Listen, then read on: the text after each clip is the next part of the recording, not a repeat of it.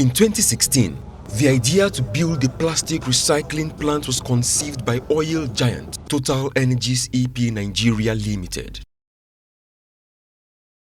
The company then went into partnership with the Nigerian National Petroleum Corporation and the United Nations Institute for Training and Research, UNITAR.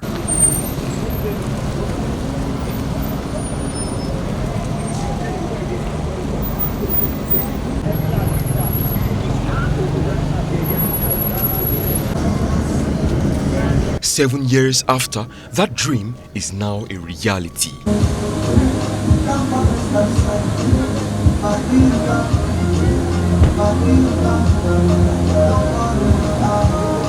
Total Energies EP Nigeria Limited is inaugurating its plastic waste recycling plant located in Elelenwo community, Obiakpo local government area of Rivers State.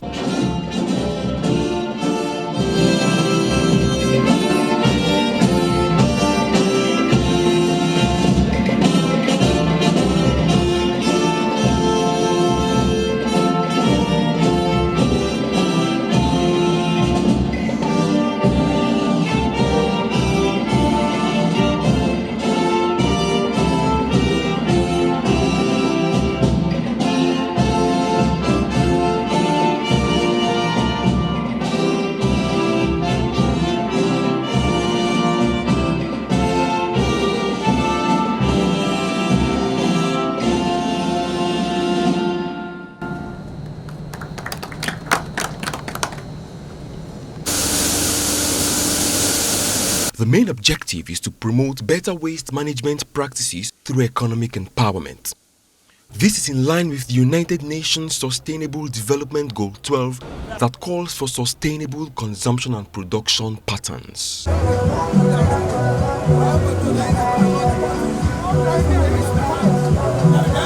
As new projects are added, reducing poverty.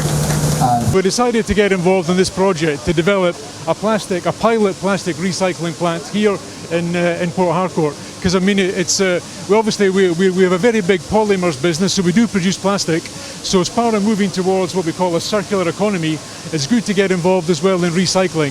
So this really hit on our objective to be more and more sustainable.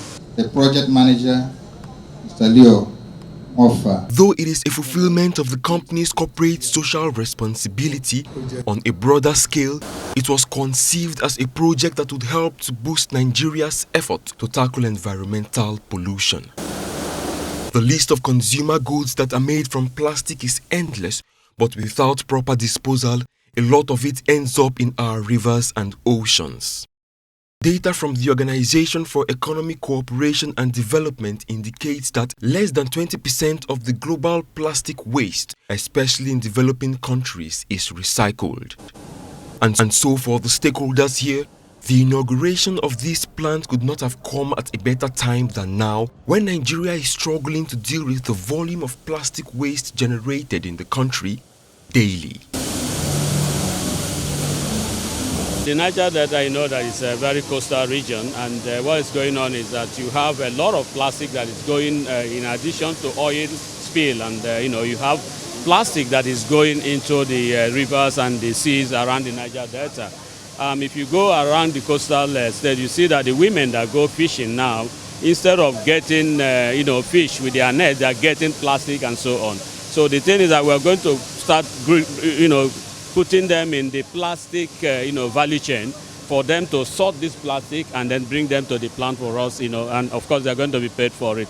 It's sort of an empowerment also project as we go on.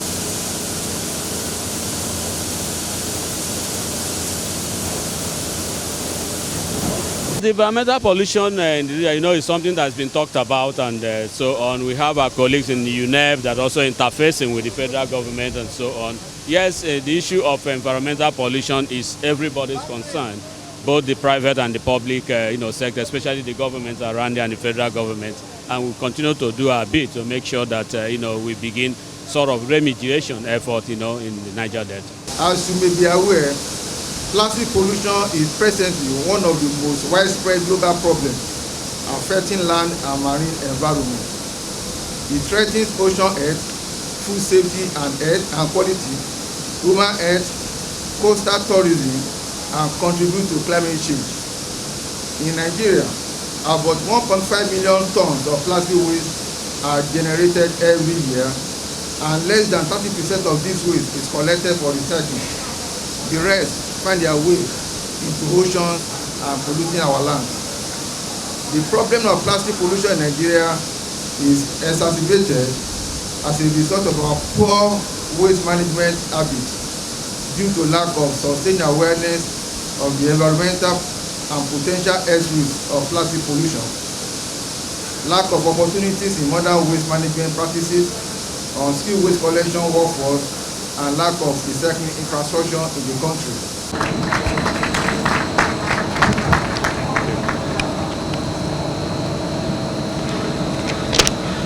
Plastics is very common. You know, they are everywhere, but they can also be a little bit of a scourge as well. You know, we can see plastics, empty water bottles lying around all over the place, or finishing up in the rivers or in the oceans. So again, anything that we can do, I think, to encourage the circular economy, you know, and especially in developing countries, and to prevent that pollution, I think, is a really good initiative. The gifts have been new for us, at the same time commit ourselves to the environment and take responsibilities on some of our actions. And as individuals, as corporate organizations, as you are here today, you have roles to play in making sure that this is a success, because today is a start, but it's not the end. We're just commissioning the start of the project. For it to be successful, we will need all parties to participate.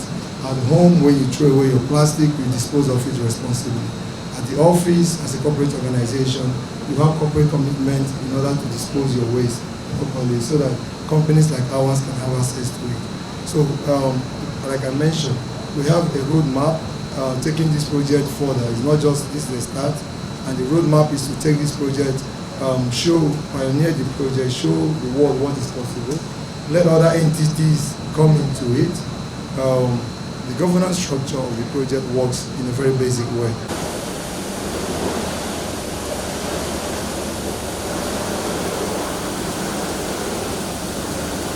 The projection is that this plant will save more than 750 tons of CO2 emissions per year, which is equivalent to the benefit of planting about 4,500 trees annually. But it isn't just about saving the environment. It is expected to provide employment opportunities for hundreds of people and serve as a platform for hands-on training in the business of recycling.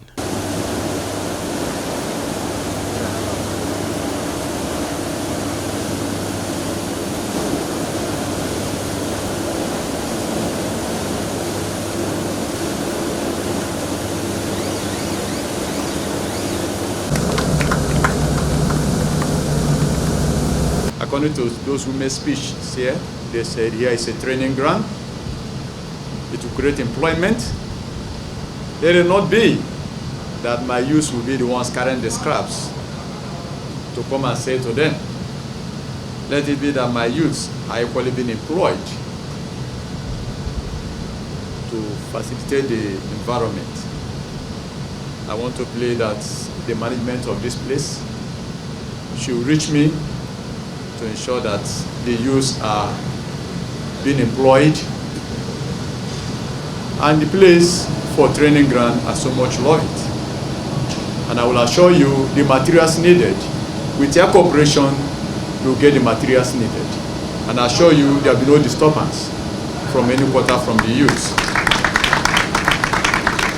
If there's any challenge from any quarter, you should let me know. But it's the manpower, the way you empower people, that's the legacies you leave behind.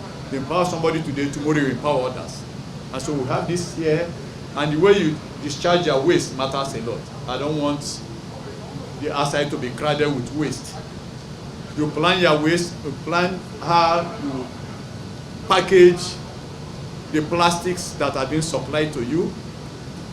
Plan it properly, how you pack them neatly. Not everywhere is neat now, not after now. You come here, outside the gate, the vehicle will not be able to pass. You arrange yourself properly, the waste, arrange somewhere. If you need more land, we still have more land.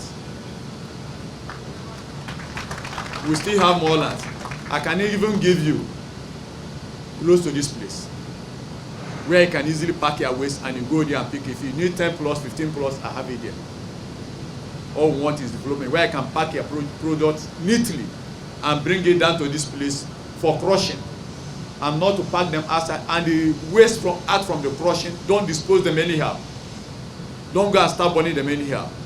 Coordinate it properly so that the community will not have disease as a result of the operation here. It's also good for exposure for our students, so they don't just read about things in the textbook, but they actually understand the processes that they read about. So thank you for that as well. So let's hold our hands together on the tape as we cut. And so we commission here in the name of God the Father, the Son, and the Holy Spirit.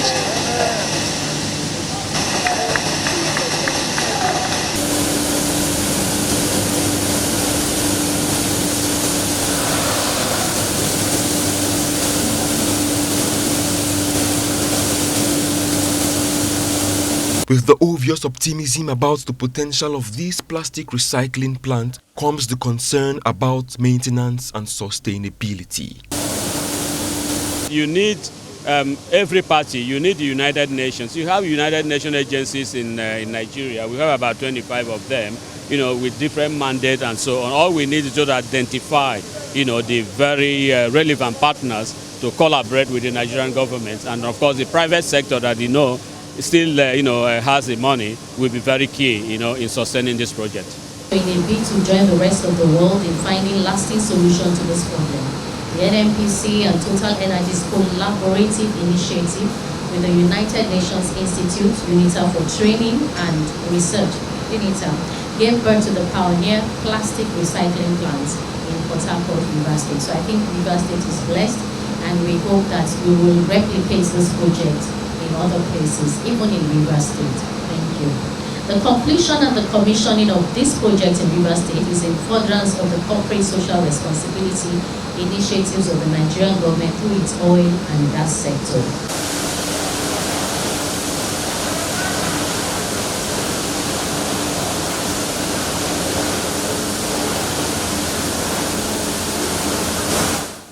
While Total Energies is the sponsor, an entrepreneur will run the plant and take full ownership after repaying a part of the investment.